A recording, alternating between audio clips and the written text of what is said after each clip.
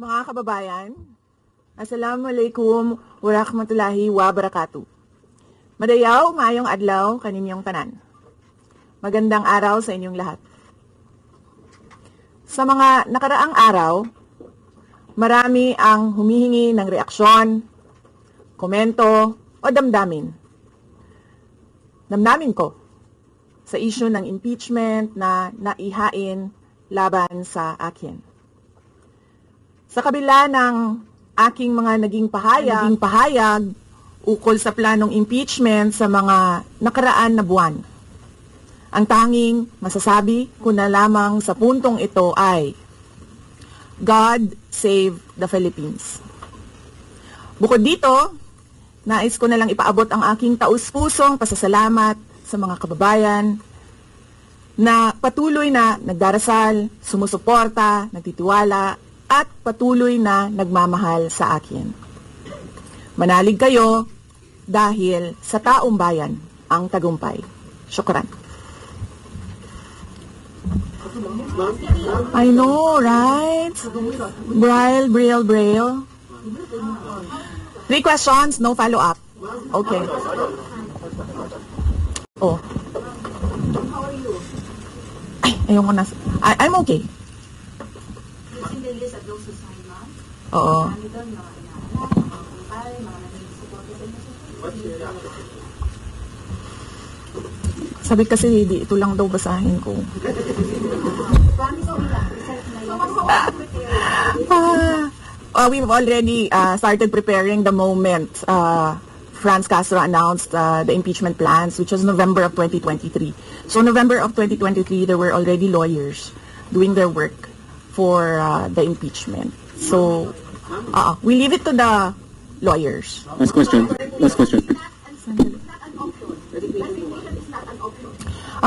Wala pa tayo doon, ma'am. Na masyado pang malayo yung mga ganyan na mga bagay. Nandun pa lang tayo sa pagbabasa ng actually, ma'am, wala pa tayo doon dahil yung mga abogado lang yung nagtatrabaho. Hindi ko talaga alam kung anong ginagawa nila. But I have a meeting with them. Last question, please. The president said he has nothing to do with the impeachment. I do not want to answer that question. Next. Ma'am, po ba na si dating Pangulong Duterte isa sa mga abogado nito para sa impeachment? I do not want to answer that question. Yes, ma'am. Nakikita niyo po ba na may ihahalin tulad ng sitwasyon ngayon ng bansa sa 1984 ni George Orwell? I do not want to answer that question. Last. Question. Paniwala ko lang, no, if you have to explain or defend your signature in a yes petition for impeachment, then you feel that you have done something wrong. Kasi kung wala ka namang ginawang mali, bakit mo i-defend yung pirma mo? Thank So you. yun yung paniwala ko. Ma'am, naniniwala po ba kayo na may gumalaw po for the impeachment? May gumalaw po na parang money for... I do not want to answer that question. Yes. Endorsing senators at lalo na sa PDP states, especially that may possibility na mag-overlap yung trial sa next month. Hindi pa namin napapag-usapan kung ano yung gagawin ko for the upcoming campaign and election. Pero nasabi ko na noon na patuloy yung trabaho namin, and isa sa mga trabaho namin ay gusto namin tumulong sa Commission on Elections in voter education, particularly yung wag mo ibenta yung boto mo, wag gumamit ng dahas during campaign and election day, yung mga ganon.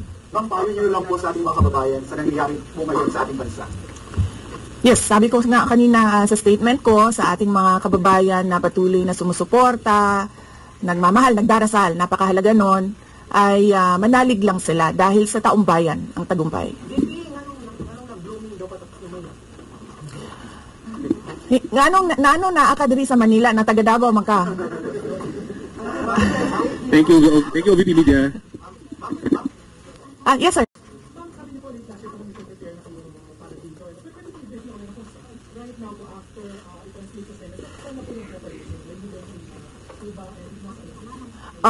Well, may meeting kami mamayang hapon dahil nag-meeting sila kahapon. Hindi ako sumali, so merong briefing, legal briefing mamaya ang mga lawyers. So I will know more this afternoon. Pakikita nyo na yan pagpasok nila ng kanilang entry of appearance. Actually, po ang trabaho kahit may pinaghahandaan po kayo. Yes sir, opo. Kakatapos lang po ng planning conference ng Office of the Vice President. So we did it last Tuesday, Wednesday, and Thursday para po sa 2025 and 2026. So for 2025, may mga maapektuhan pa na programs ng OVP? Yes, nag-announce na kami no na wala kaming wala kaming burial and medical assistance dahil tinanggal yung line na yon sa budget eh. So hindi ka na pwede maglagay ng budget How doon. about the other programs now? Tutuloy siya. How Ang confident are you that you won't be convicted in the impeachment court? wala pa tayo, masyadong pang malayo yan, ma'am. Wala pa tayo, hindi pa natin inaano yan. Final question, Na-assess ngayon. Final question. Number one for Nagtanong ka na ba? Kanina? O sige, ikaw. Final question, Lance. Before na you were serious considering to run for 2028, now na may impeachment na, are you more decided to run in 2028? Okay. So wala pa tayo dyan. Wala pa tayo dyan. But nasabi ko naman di ba, paulit-ulit kung we are seriously considering that. But it's difficult to decide without numbers. So, kailangan malaman yung surveys and numbers. Sa next year pa yun. Oo. Sir, nagtanong ka na? Sir. Yodo News, Ron. Are you concerned na yung possible consequence that you can be disqualified from public office kung magkaroon ng conviction? Yes, sir. Oo. Alam ko po yung penalties ng impeachment. And the moment na nag-resign ako sa Department of Education, before ako nag-resign sa Department of Education, pinag-isipan ko na lahat yan. Sa ngayon ba, masasabi ninyo na lalo pa kayong nainganyo na ituloy ang pagtakbo sa 2020 presidential election? Nasagot ko na ata yung kanina sa question ni sir na nakaitim. Sir. Number one in the articles of impeachment was your assassination threat to the president. Do you regret making that statement? I did not make an assassination threat to the president. Sila lang nagsasabi niyan. Sila lang nagsasabi may assassination. Sila nagsasabi may assassin, may gunman. Next po, GDB. Not say that. Wala. Po kayo if confident kayo sa numbers ng House and sabi nyo, hindi kayo confident. And nagkatotoo nga, ngayon sa Senate, you said na parang meron kayong confidence sa mga senador. So, ngayon, how do you feel about that? Do you still feel confident with the numbers in the Senate? Sandali, mama. Kailan ko sinabi yun may confidence ako sa numbers sa Senate? Ano exact na sinabi ko? Sorry I cannot remember the exact words that I used. Parang nagka-confident kayo with regards sa Senate, sa mga friends and allies. Unlikely ako magsasabi ng ganyan ba. But I will answer that next time. Now, sa Senate, supposedly received nila yung impeachment complaint the other day, pero nag-close sila kagad because of the last session. Well, that is their prerogative as a body, no? So, we have to respect the Senate kung ano yung desisyon nila. Dahil sila yung mga nandoon sa loob. So far, you feel assured about your allies that in the Senate? We haven't talked. I have not talked to my friends in the Senate. Wala. Last question, please. Bakit? Sabi daw po niya siya yung post impeachment daw po. Bakit kaya? Maybe we should ask. Maybe we should ask her first. Bakit niya i-block yung impeachment? How do you feel po? How do you believe that hindi nga support pa rin impeachment? Pero number one na, unang-unang pumirma yung consulted actually. Kasi sabi ito lang daw basahin ko. Yan, ang daming nagbabantay sa gilid. Nausap niyo na ba yung father niyo after your impeachment? Wala pa. But nagpadala ako ng message through sa kanyang assistant and sinabi ko na hindi ko maalala. I think I said everything will be all right. Yun ata ang sinabi ko. His reply was a song. MacArthur's Park. So, nagpadala siya ng video na kumakanta siya. Hindi ko pa nabasa, ma'am, yung complaint, but I understand lahat ng mga complaints na na-file sa House of Representatives nabasa na ng mga lawyers.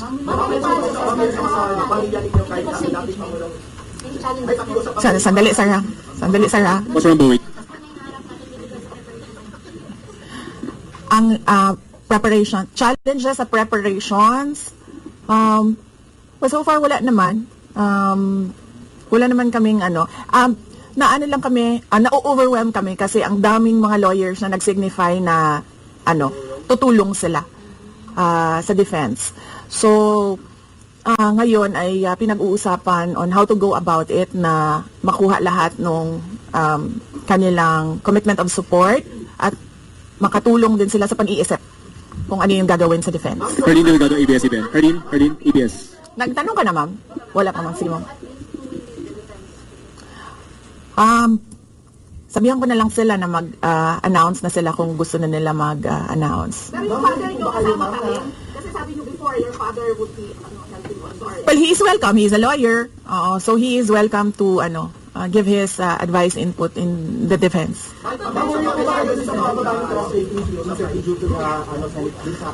I will not answer that question. Yes, I'm sorry. Yes. Yes. So what happened was, nag-indefinite leave siya, and then she was admitted to the hospital doon sa Davao City na hospital siya, and then discharge siya ng mga doctors with ulitin ko. Si Yusek Zulaika Lopez, nag-indefinite leave siya after nung sa veterans hospital admission niya. Umuwi siya Davao, and then na-hospitalize siya doon.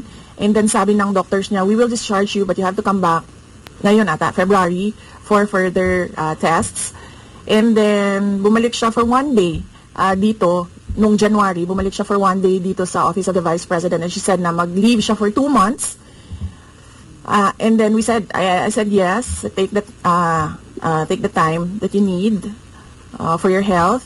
And then after a week, bumalik siya. Noong January, after a week, bumalik siya dito, and then she said hindi ako mag-leave. So sabi ko, okay, welcome back.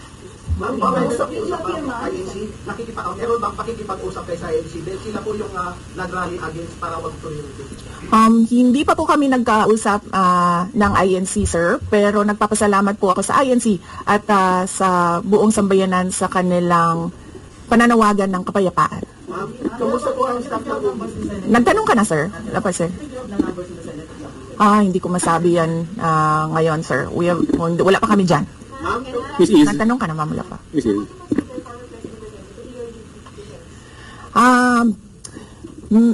He will, maybe if he wants to, he can be part of the defense team, but because of his age and because of rigorous preparations in an impeachment case, baka sabihin ko sa kanya na wag na lang siyang mag-lead dahil medyo may edad na si former President Rodrigo Duterte. He's already 80 years old this year. Kumusta po ang staff ng OBP after they heard about the impeachment po, ma'am? Ano po naramdaman po nila na you were impeached by the House? Ano po naramdaman ang staff ng OBP? Are they sad? Are they worried po ba, ma'am? Hindi ko alam, pinagtatawanan lang nila ako dito sa gilid kasi hindi daw ako sumunod. Sabi, basahin lang daw talaga ito. Ha? Okay. Kung pwede namang hindi, and I understand, pwede naman. Hindi na. Oo. Kasi baka ma-intimidate lang sila lahat sa presence ko doon. May mga plano po ba kayo para itulak ang pag-audit, lalo na po sa mga kongresista natin na ginagamit ang pera o pondo ng gobyerno para pagdakto-pagan against you? Hindi ko na muna sagutin yung tanong na yan ngayon, ma'am. Doon muna tayo sa God Save the Philippines. Mika, orders. Dissuade or encourage your supporters in case you go to the street to rally?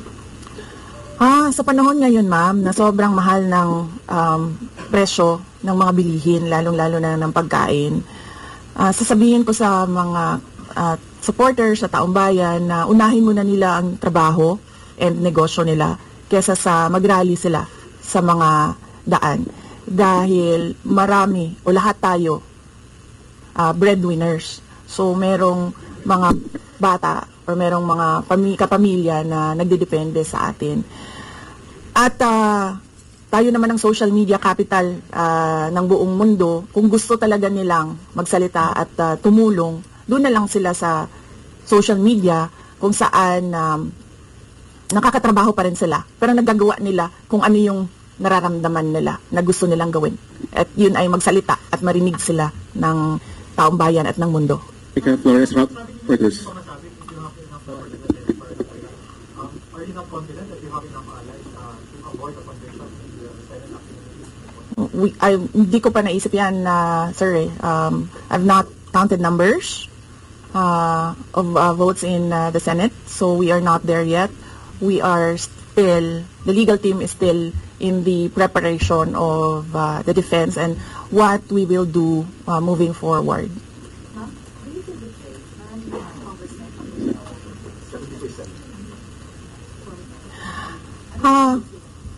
Do I feel betrayed? Actually, ma'am, wala akong feelings. Wala akong feelings about it. Kasi, kung napapansin nyo, wala naman kasi talaga akong barkada na politiko. I don't join their circles. But we are friends, yes. But kung ninong at ninang lang ng mga anak, walang ninong at ninang na politiko ang mga anak ko. Maliban kay Stonefish, dahil nandoon si former President Erap Estrada. So, I don't move in the circle of politicians. Kaibigan, yes. But to say that meron akong close relationship, personal relationship with them, wala naman. Kaya siguro, ganyan din siguro kadali sa kanila ang magdesisyon about the impeachment. Kasi wala naman talagang something that is worthwhile sa aming pagiging magkaibigan. Last question. Last Jason. impeachment, nagkaroon po ba kayo ng prior information na may impeach kayo sa House on the last session day? Or may nag-PM ba kayo? Naka-receive po ba kayo? Yes. Oo, si JC. Si JC. Hindi siya natulog. Sabi ko sa kanya, matulog na JC kasi ang mangyayari ay mangyayari kaya sira-sira. Diba? Comment yun lang po, ma'am, kung matagal na ito, but QC Prosecutor's Office hindi nasura yung patong-patong na kaso against you. Yes. What was your initial reaction about that? And second po, any updates, security details natin, ma'am, tuloy po ba yung pag-try po natin ng files? Okay, hindi ko na sasagutin yan ha. Dun lang tayo sa God Save the Philippines. Ma'am, Okay. last na lang po on my end. Ma'am, you said God save the Philippines. Gaano na po palala ang problema ng Pilipinas ever since na nagkaroon ng issue sa impeachment na ito? Parang, ano po nakikita yung problem sa Pilipinas ngayon? Bakit nila hinunay yung impeachment na ito? Gaano kalala ang Pilipinas na pag-iwanan na tayo ng panahon at ng ating mga kapitbahay dito sa region at napag-iwanan na tayo ng mundo. Malala siya since nagkaroon ako ng understanding. Kasi 1990s, tapos 1990s magulo, well sa amin, magulo sa Mindanao. And then ngayon nagbabadya ang gulo sa Mindanao. So parang wala namang nagbago. So malala, sobrang malala dahil kung nakakausap mo yung mga tao na arawan yung kanilang sweldo, yung pera nila hindi na talaga sapat para sa pagkain, para sa kuryente, para sa bahay, para sa tubig, para sa pag-aaral ng kanilang mga anak. At kung basehan natin yung pag-alis ng mga Pilipino sa sarili nilang bansa ay sobrang malala dahil sobrang dami ng ating mga kababayan ang pumupunta, nakikipagsapalaran sa ibang bansa dahil wala silang makita na pag-asa, wala silang makita na oportunidad dito sa ating bayan. Kaya parang nakakaawa na tayo dito sa loob at nakakahiya yung estado natin kapag iniligay mo siya in a global stage na kung saan pinapanood tayo ng ibang mga lahi at ibang mga bansa. And because of that, tapos na tayo. Diba? Maraming salamat sa oras ninyo. Magandang umaga. Oh yeah. Yes, happy Valley. Basing on the palakpak ng mga kasamahan ko sa Office of the Vice President, okay naman sila.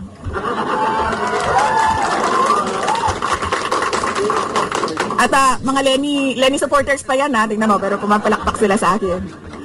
No, Valentine's? Yes, Valentine's. Alam nyo, mas masakit pa ang maiwanan ng boyfriend o girlfriend kesa ma-impeach ka ng House of Representatives.